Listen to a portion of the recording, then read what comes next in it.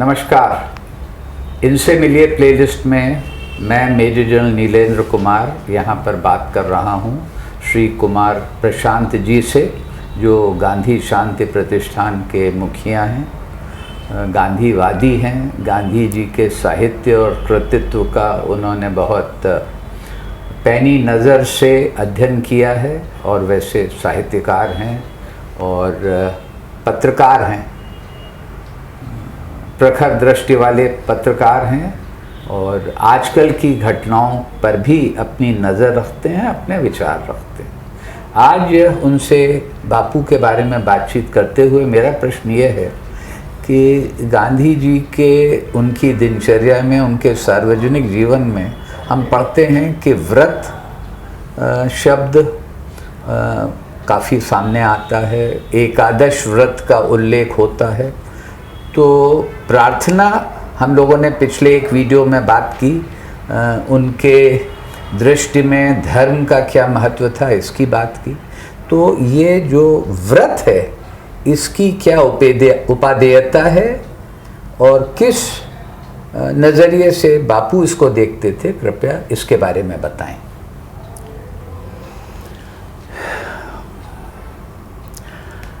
ऐसा कर सकता हूँ मैं कि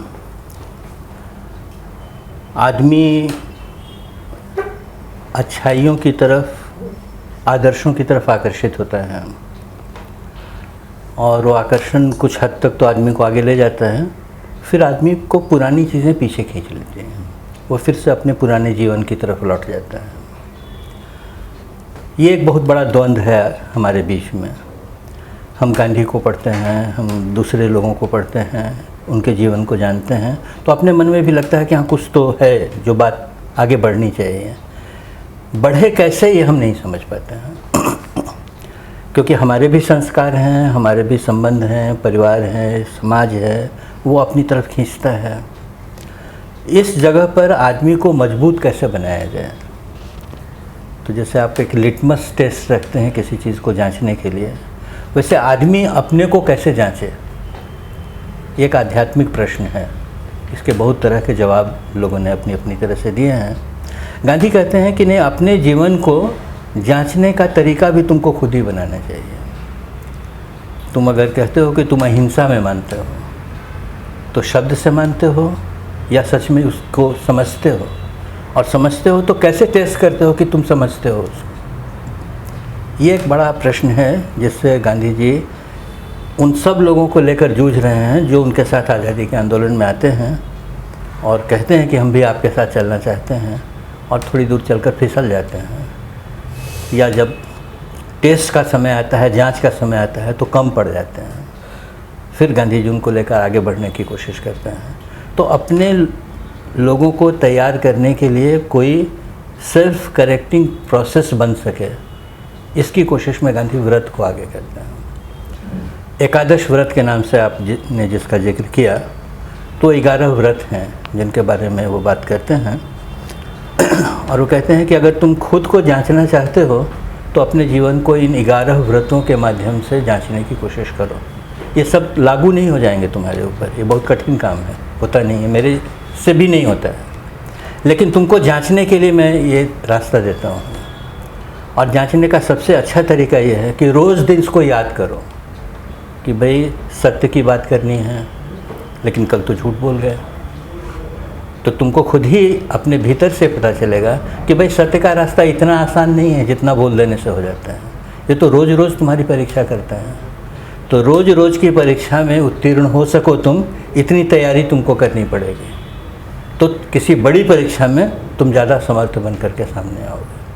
तो व्रत जो हैं वो खुद को अंडरलाइन करने की प्रोसेस है कि तुम अगर बेहतर बनना चाहते हो, किसी मिशन के लायक बनना चाहते हो, तो खुद को जांचो, खुद ही खुद को मार्क्स दो, कोई दूसरा आकर फैसला नहीं करेगा। तो जब तुम अपने लिए व्रत लेते हो तो तुम जाकर किसी दूसरे से नहीं पूछते हो कि इस व्रत के बारे में तुम देखो मैं सही हूँ कि नहीं। तुम रोज़ खुद अपनी जांच कर सकते हो। जब तुम बैठकर ये कहते हो कि ये 11 व्रत ऐसे हैं जीवन में कि मैं कभी डरूंगा नहीं, अभय उसमें से एक व्रत है, मैं डरूंगा नहीं। और यहाँ तो हर कदम पर डर लगता है, हर आदमी से डर लगता है, हर सत्ता वाले से डर लगता है, तो कैसे काम चलेगा? तो कहते हैं कि जब ये तुम कहते हो कि मैं अभय रहना चाहता हूँ, तो तुमको खुद ही जांचना पड़ेगा कि तुम छोटी छोटी बातों पर तो डर जाते हो, तो कैसे होगा, कैसे?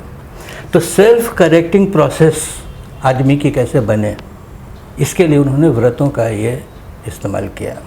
ये साधु संतों की बात नहीं है, ये अहिंसा के सिपाहियों की बात है कि अगर तुम अहिंसा के सिपाही हो तो तुमको सर्वधर्म संभाव में विश्वास करना पड़ेगा, जीवित विश्वास करना पड़ेगा। यानी जब तुम सार्वजनिक जीवन में उतरते हो तब कौन हिंदू है, कौन मुसलमान है, कौन सिख है, कौन पारसी है, ये भेद तुम्हारे मन में होना ही नहीं चाहिए। अगर होता है तो तुम इस व्रत में कमज़ोर पड़ते हो। तुम्हारे मन में हिंदुओं के प्रति कुछ ज़्यादा लिबरल तुम हो जाते हो और मुसलमानों के प्रति थोड़े ज़्यादा कड़े हो जाते हो। इसका मतलब है कि सर्वधर्म संभाव वाली कसौटी कमज़ोर पड़ रही है, इसलिए तुमको उसको मजबूत बनाना है। तो कहते हैं अस्पृश्य भावना नहीं होनी चाहिए।